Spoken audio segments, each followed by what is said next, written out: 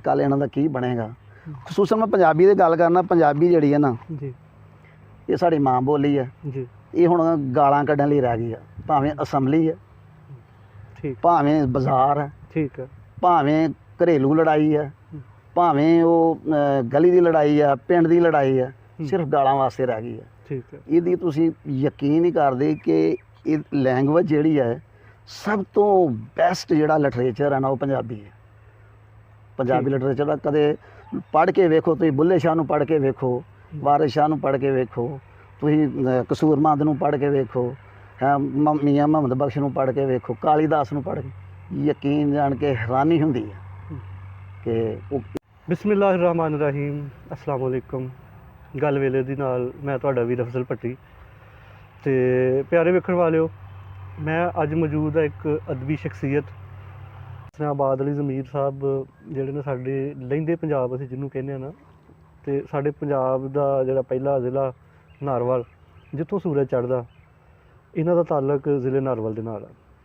ਅਤੇ ਅਦਬ ਦੇ ਵਾਸਤੇ ਜਿਹੜਾ ਉਹਨਾਂ ਨੇ ਕੰਮ ਕੀਤਾ, ਜਿਹੜਾ ਹੁਣ ਤੱਕ ਉਹ ਕਰ ਰਹੇ ਨੇ ਅਜੇ ਵੀ, ਕਿ 3 ਕਿਤਾਬਾਂ ਦੇ ਮੁਸੰਨਫ ਨੇ।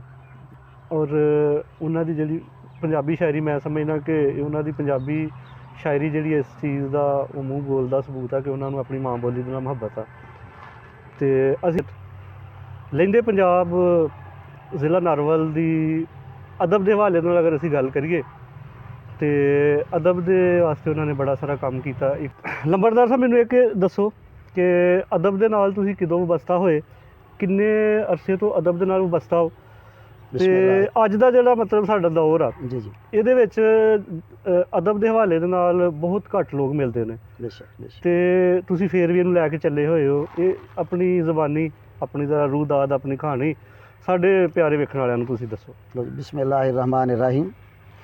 ਅਫਜ਼ਲ ਸਾਹਿਬ, ਮੈਂ ਜਦੋਂ 10ਵੀਂ 'ਚ ਪੜ੍ਹਦਾ ਸੀ ਜੀ, ਅਤੇ ਉਦੋਂ ਇੱਕ ਸਾਡੇ ਉਸਤਾਦ ਸਨ ਜੀ, ਅਗਰ ਉਹ ਹਯਾਤ ਨੇ ਤਾਂ ਅੱਲਾ ਉਹਨਾਂ ਨੂੰ ਹੋਰ ਉਮਰ ਦੇ ਅਤੇ ਉਹਨਾਂ ਨੂੰ ਸਿਹਤ ਅਤਾ ਫਰਮਾਏ, ਜੀ, ਅਸ਼ਰਫ ਗੁਰਾਇਆ ਸਾਹਿਬ ਸੀ। ਠੀਕ ਹੈ ਜੀ।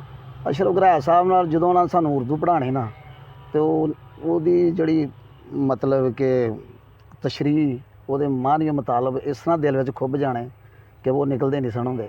ਜੀ, 6ਵੀਂ ਕਲਾਸ ਤੋਂ ਲੈ ਕੇ ਉਹਨਾਂ 10ਵੀਂ ਤੱਕ ਸਾਨੂੰ ਪੜ੍ਹਾਇਆ। ਜੀ, ਬਾਅਦ 'ਚ ਦਿਲਚਸਪੀ ਵੱਧਦੀ ਉਹਨਾਂ ਜਦੋਂ ਕੋਸ਼ਿਸ਼ ਕਰਨੀ ਅਤੇ ਇਹੋ ਹੀ ਹੋਣਾ ਵੀ ਸਾਨੂੰ ਉਹ ਉਰਦੂ ਪੜ੍ਹਾਉਣ। ਜੀ, ਇਸ ਦੇ ਨਾਲ ਫਿਰ ਪੰਜਾਬੀ ਦਾ ਵੀ ਥੋੜ੍ਹਾ ਤੜਕਾ ਨਾਲ ਲੱਗਦਾ ਰਿਹਾ। ਜੀ, ਅਤੇ ਬੇਸਿਕਲੀ ਮੈਂ ਸ਼ੁਰੂ ਕੀਤਾ ਸੀ 88 ਵਿੱਚ, ਠੀਕ ਹੈ। ਅਤੇ ਇੱਕ ਸਲਾਬ ਆਇਆ ਸੀ, ਉਹਦੇ ਉੱਤੇ ਮੈਂ ਇੱਕ ਉਰਦੂ 'ਚ ਲਿਖੀ ਸੀ, ਅਤੇ ਉਹ ਲੰਮੀ ਚੌੜੀ ਸੀ ਨਜ਼ਮ, ਲੇਕਿਨ ਉਹਨੂੰ ਐਡੀ ਪਪੂਲੈਰਿਟੀ ਤਾਂ ਨਹੀਂ ਮਿਲੀ।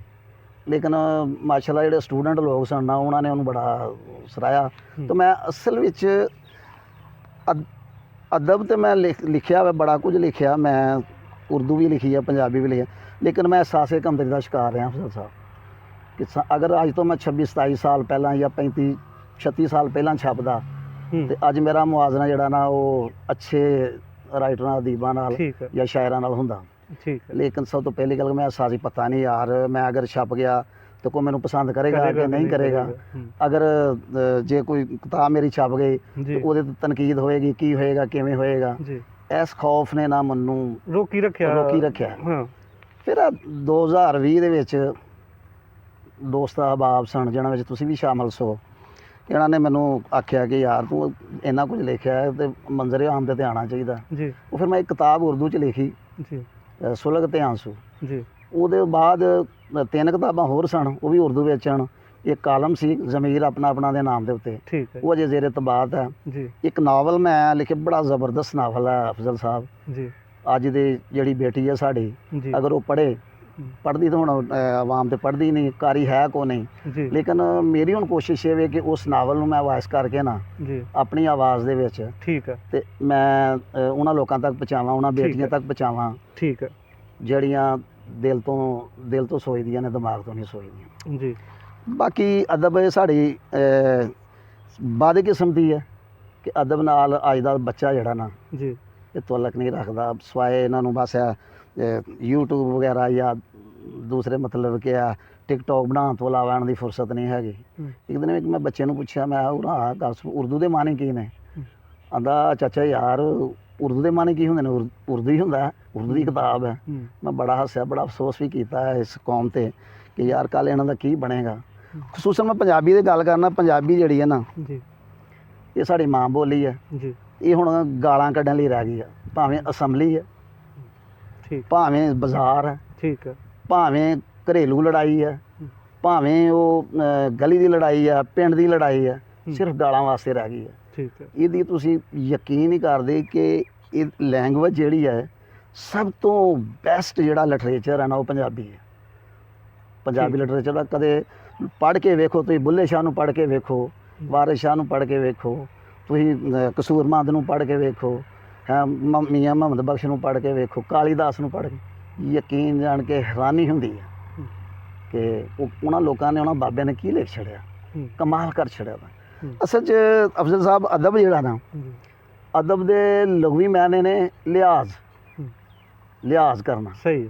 ਅਦਬ ਦੇ ਮਾਨੀ ਨੇ ਲਿਹਾਜ਼ ਕਰਨਾ, ਲੇਕਿਨ ਚੂੰਕਿ ਇਹਨੂੰ ਅਸੀਂ ਉਹ ਇੱਕ ਲਿਟਰੇਚਰ ਜਾਂ ਅਦਬ ਕਹਿ ਦਿੰਦੇ ਆ, ਤੇ ਇਹਦਾ ਮਤਲਬ ਇਹ ਹੈ ਕਿ ਬੜੀ ਅੱਛੇ ਤਰੀਕੇ ਨਾਲ ਬੋਲਚਾਲ ਜਿਹੜੀ ਹੈ ਨਾ, ਅੱਛੇ ਤਰੀਕੇ ਨਾਲ ਉਹਨੂੰ ਲਿਹਾਜ਼ ਹੁੰਦਾ ਠੀਕ ਹੈ ਕਿ ਕਿਸ ਤਰੀਕੇ ਨਾਲ ਲਫ਼ਜ਼ ਨੂੰ ਅਦਾ ਕਰਨਾ, ਉਹਦਾ ਸਲੂਬ, ਉਹਦੀ ਤਰਾਕੀਬ, ਉਹਦੀਆਂ ਜਿੰਨੀਆਂ ਲਵਾਜ਼ਮਾਤ ਨੇ ਉਹ ਕਿਸ ਤਰੀਕੇ ਨਾਲ ਉਹਦੀਆਂ ਅਦਾਇਗੀਆਂ ਕਰਨੀਆਂ।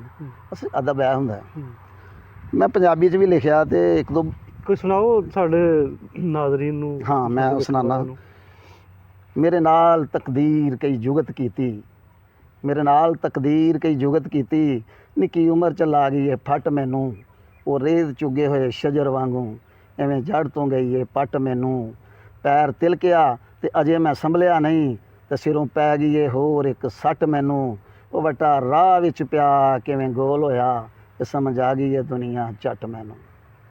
ਇਹ ਗਜ਼ਲ ਲਿਖੀ ਸੀ, ਵਾਹ, ਉਹ ਮੈਂ ਤੁਹਾਨੂੰ ਸੁਣਾਉਣਾ। ਜੀ ਉਹ ਗਜ਼ਲ ਸੀ, ਮੁੱਕ ਜਾਵਣਗੇ ਦੁੱਖ ਸੁੱਖ ਜਦੋਂ ਮੌਤ ਨਕਾਰੇ ਵੱਜਣਗੇ, ਜੀ ਮੁੱਕ ਜਾਵਣਗੇ ਦੁੱਖ ਸੁੱਖ ਜਦੋਂ ਮੌਤ ਨਕਾਰੇ ਵੱਜਣਗੇ, ਤੇ ਸਹਿਰੀ ਦੀਆਂ ਰਾਵਾਂ ਤੱਕ ਕੇ ਉਹ ਦੀਵੇ ਸਾਰੇ ਬੁੱਝਣਗੇ।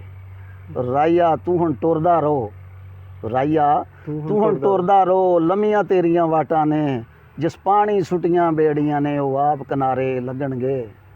ਬਰਖਾ ਦੇ ਬੱਦਲਾਂ ਵਾਂਗੂ ਛਮ ਛਮ ਰੋਈਆਂ ਅੱਖਾਂ ਸਨ, ਬਰਖਾ ਦੇ ਬੱਦਲਾਂ ਵਾਂਗੂ ਛਮ ਛਮ ਰੋਈਆਂ ਅੱਖਾਂ ਸਨ, ਜਿਹੜੇ ਵਰ ਕੇ ਵਿਚਾਰੇ ਥੰਮ ਗਏ ਉਹ ਕਿੰਜ ਵਿਚਾਰੇ ਵਸਣਗੇ, ਜਿਹੜੇ ਵਰ ਕੇ ਬੱਦਲ ਥੰਮ ਗਏ ਨੇ ਉਹ ਕਿੰਜ ਵਿਚਾਰੇ ਵਸਣਗੇ। ਜੇ ਫੁੱਲਾਂ ਨੂੰ ਹੱਥ ਪਾਇਆ ਹੀ ਤੇ ਕੰਡਿਆਂ ਦੀ ਪਰਵਾਹ ਨਾ ਕਰ, ਜੇ ਫੁੱਲਾਂ ਨੂੰ ਹੱਥ ਪਾਇਆ, ਜੇ ਫੁੱਲਾਂ ਨੂੰ ਹੱਥ ਪਾਇਆ ਹੀ ਕੰਡਿਆਂ ਦੀ ਤੇ ਕੰਡਿਆਂ ਦੀ ਪਰਵਾਹ ਨਾ ਕਰ। ਕੁਝ ਭੁਰ ਕੇ ਕੁਝ ਚੁੱਭ ਕੇ ਭੁਰ ਜਾਵਣਗੇ, ਕੁਝ ਤੇਜ਼ ਧਾਰੇ ਖੁੱਬਣਗੇ, ਕੁਝ ਚੁੱਭ ਕੇ ਭੁਰ ਜਾਵਣਗੇ, ਕੁਝ ਤੇਜ਼ ਧਾਰੇ ਖੁੱਬਣਗੇ। ਇਹ ਰਮਜ਼ ਇਸ਼ਕ ਦੀ ਡੂੰਘੀ ਏ, ਇਹਨੂੰ ਜਾਣੀ ਜਾਣਦੇ ਨੇ, ਇਹ ਖੇਡ ਬੁਝਾਰਤ ਵਾਲੀ ਏ, ਇਹਨੂੰ ਬੁੱਝਣ ਹਾਰੇ ਬੁੱਝਣਗੇ। ਜ਼ਮੀਰ ਕੀ ਲੈਣਾ ਇਸ ਜੱਗ ਕੋਲੋਂ, ਜ਼ਮੀਰ ਕੀ ਲੈਣਾ ਇਸ ਜੱਗ ਕੋਲੋਂ, ਚੱਲ ਕਿਤੇ ਲਾਂਬੇ ਟੋ ਚਲੀਏ, ਨਾ ਪਿੱਛੇ ਮੁੜ ਕੇ ਵੇਖਾਂਗੇ ਨਾ ਲੋਕ ਪੁਕਾਰੇ ਨੱਸਣਗੇ।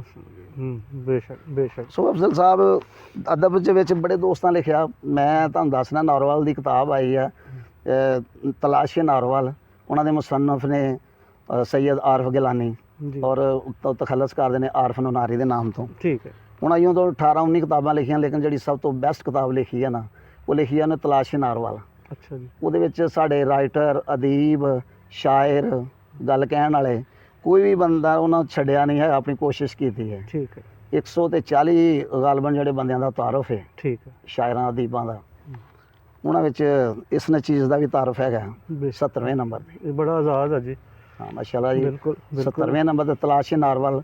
ਅਗਰ ਦੋਸਤ ਆਪ ਸ਼ੌਕ ਰੱਖਦੇ ਨੇ ਉਹ ਕਿਤਾਬ ਪੜ੍ਹਨ, ਤੁਹਾਨੂੰ ਸਾਰੇ ਜਿੰਨੇ ਨਾਰੋਵਾਲ ਦੇ ਇਹਦੇ ਤੋਂ ਪਾਕਿਸਤਾਨ ਬਣਨ ਤੋਂ ਪਹਿਲਾਂ ਮਗਰੋਂ ਜਿੰਨੇ ਇੱਥੋਂ ਸ਼ਾਇਰ ਉਭਰੇ ਨੇ, ਜਿੰਨੇ ਅਦੀਬ ਰਾਈਟਰ ਉਭਰੇ ਨੇ, ਸਾਰੇ ਜਨਾਬ ਤੁਹਾਨੂੰ ਉਹਦਾ ਤਾਰਫ ਤੁਹਾਨੂੰ ਉਹਦੇ 'ਚ ਮਿਲੇਗਾ। ਬਿਲਕੁਲ ਠੀਕ ਹੈ ਜੀ। ਚੜ੍ਹਦੇ ਪੰਜਾਬ ਲਈ ਮੈਂ ਕੁਝ ਕਹਿਣਾ ਚਾਹੁੰਦਾ ਜੀ। ਬਿਲਕੁਲ ਬਿਲਕੁਲ। ਚੜ੍ਹਦੇ ਪੰਜਾਬ ਦੇ ਜਿਹੜੇ ਲੋਕ ਨੇ ਨਾ, ਮੈਨੂੰ ਬੜੇ ਅੱਛੇ ਲੱਗਦੇ ਨੇ। ਕਰਤਾਰਪੁਰ 2-4 ਦਫਾ ਜਾਣਾ ਹੋਇਆ। ਅੱਛਾ, ਸਾਡੇ ਬਹੁਤ ਸਾਰੇ ਨਾਜ਼ਰੀਨ ਚੜ੍ਹਦੇ ਪੰਜਾਬ ਤੋਂ ਤਾਲੁਕ ਰੱਖਦੇ ਨੇ। ਹਾਂਜੀ ਬਿਲਕੁਲ। ਤੇ ਬਿਲਕੁਲ ਤੁਸੀਂ ਆਪਣਾ। ਅੱਛਾ ਬਿਲਕੁਲ ਜਨਾਬ, ਮੈਂ 1-2 ਦਫਾ ਨਾਲ ਲੈਂਦੇ ਜਾਣ ਦਾ ਮੌਕਾ ਮਿਲਾ। ਠੀਕ ਹੈ। ਪੰਜਾਬੀ ਠੇਠ ਬੋਲਦੇ ਨੇ, ਬੜੀ ਜ਼ਬਰਦਸਤ ਬੋਲਦੇ ਨੇ, ਖਾਸ ਕਰ ਅੰਮ੍ਰਿਤਸਰ ਦੇ ਲੋਕ ਤੇ ਬਠਿੰਡਾ ਟਾਂਡੇ ਦੇ ਲੋਕ। ਠੀਕ ਹੈ ਜੀ। ਜਾਂ ਫਿਰ ਜਿਹੜੇ ਚਲੇ ਗਏ ਨੇ ਕੈਨੇਡਾ, ਉਹ ਲੋਕ ਆਉਂਦੇ ਨੇ ਜ਼ਿਆਦਾਤਰ। ਠੀਕ ਹੈ ਜੀ।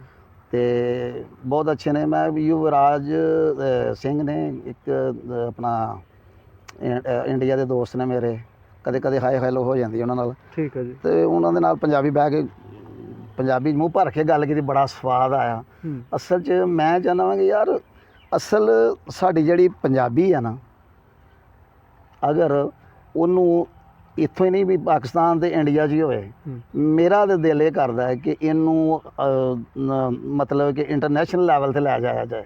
ਠੀਕ ਹੈ। ਯਾਨੀ ਕਿ ਜਿਸ ਤਰ੍ਹਾਂ ਇੰਗਲਿਸ਼ ਜਿਹੜੀ ਆ ਜਾਂ ਉਰਦੂ ਜਿਹੜੀ ਆ, ਇਹ ਹਿੰਦੀਆਂ ਦੇ ਨੇ ਚੜ੍ਹਦੇ ਵਾਲੇ, ਜੀ ਇਹ ਹਿੰਦੀਆਂ ਦੇ ਨੇ, ਅਸੀਂ ਉਰਦੂ ਆਉਂਦੇ ਹਾਂ। ਇਹ ਜਿਸ ਤਰ੍ਹਾਂ ਅਸੀਂ, ਸਾਡੀ ਕੋਸ਼ਿਸ਼ ਹੈ ਕਿ ਇਹਨੂੰ ਇੰਟਰਨੈਸ਼ਨਲ ਸਤਹ ਤੇ ਲਿਆ ਜਾਏ। ਮੇਰੀ ਇਹ ਖਾਸ਼ ਹੈ, ਕੈਨੇਡਾ 'ਚ ਸਿੱਖ ਭਾਈ ਨੇ ਜਾਂ ਲਹਿੰਦੇ ਪੰਜਾਬ 'ਚ ਨੇ, ਕੋਸ਼ਿਸ਼ ਕਰੀਏ ਅਸੀਂ ਤੇ ਇਹਨੂੰ ਇੰਟਰਨੈਸ਼ਨਲ ਸਤਹ ਤੇ ਅਸੀਂ ਜਿਹੜੀ ਹੈ ਨਾ ਇੱਕ ਦਵਾਸਣ ਹੈ, ਚੌਥੇ ਪੰਜਵੇਂ ਨੰਬਰ ਤੇ ਆਉਣੀ ਚਾਹੀਦੀ ਹੈ ਦੁਨੀਆ ਦੇ, ਸਹੀ ਹੈ। ਕਮ ਸੇ ਕਮ ਤੀਜੇ ਚੌਥੇ ਨੰਬਰ ਤੇ ਆਉਣੀ ਚਾਹੀਦੀ ਹੈ ਪੰਜਾਬੀ।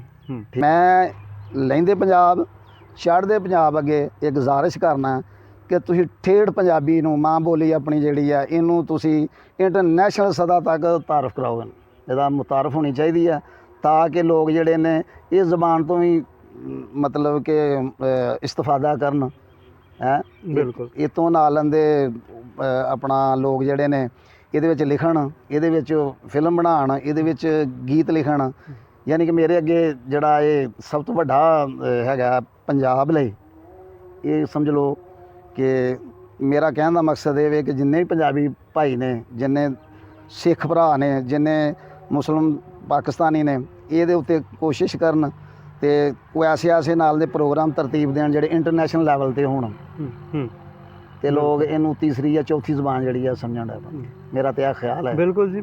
ਪੰਜਾਬੀ ਇੱਕ ਬੜੀ ਮਿੱਠੀ ਤੇ ਪਿਆਰ ਕਰਨ ਵਾਲੀ ਤੇ ਸੂਫੀਆਂ ਦੀ ਜ਼ਬਾਨ ਆ। ਬੇਸ਼ੱਕ ਬੇਸ਼ੱਕ। ਔਰ ਅਸੀਂ ਵੀ ਇਸੇ ਮਕਸਦ ਨੂੰ ਲੈ ਕੇ ਚੱਲੇ ਹੋਏ ਹਾਂ, ਜਿਹਦੇ ਵਿੱਚ ਅਸੀਂ ਹਰ ਵੇਲੇ ਤਲਾਸ਼ 'ਚ ਰਹਿੰਦੇ ਹਾਂ। ਮੈਂ ਮੇਰੇ ਵੀਰ ਨੇ ਜੱਟ ਸਾਹਿਬ, ਕਿ ਅਸੀਂ ਪੰਜਾਬੀ ਦੇ ਵਿੱਚ ਜਿਹੜੇ ਹੀਰੇ ਨੇ, ਜਿਸ ਤਰ੍ਹਾਂ ਅਸੀਂ ਇਹਨਾਂ ਨੂੰ ਤਲਾਸ਼ ਕੀਤਾ, ਉਹਨਾਂ ਲੋਕਾਂ ਨੂੰ ਲਿਆਈਏ, ਉਹਨਾਂ ਲੋਕਾਂ ਨੂੰ ਸਾਹਮਣੇ ਲੈ ਕੇ ਆਈਏ ਤੇ ਅਸੀਂ ਇਹ ਦੱਸਣ 'ਚ ਕਾਮਯਾਬ ਹੋਈਏ ਕਿ ਇਹ ਜਿਹੜੀ ਨੰਬਰ 1 ਤੇ ਜਿਹੜੀ ਜ਼ਬਾਨ ਪੰਜਾਬੀ ਆ, ਇਹ ਤੁਹਾਡੀ ਤਰੱਕੀ ਦੇ ਵਿੱਚ ਰੁਕਾਵਟ ਨਹੀਂ ਹੈ।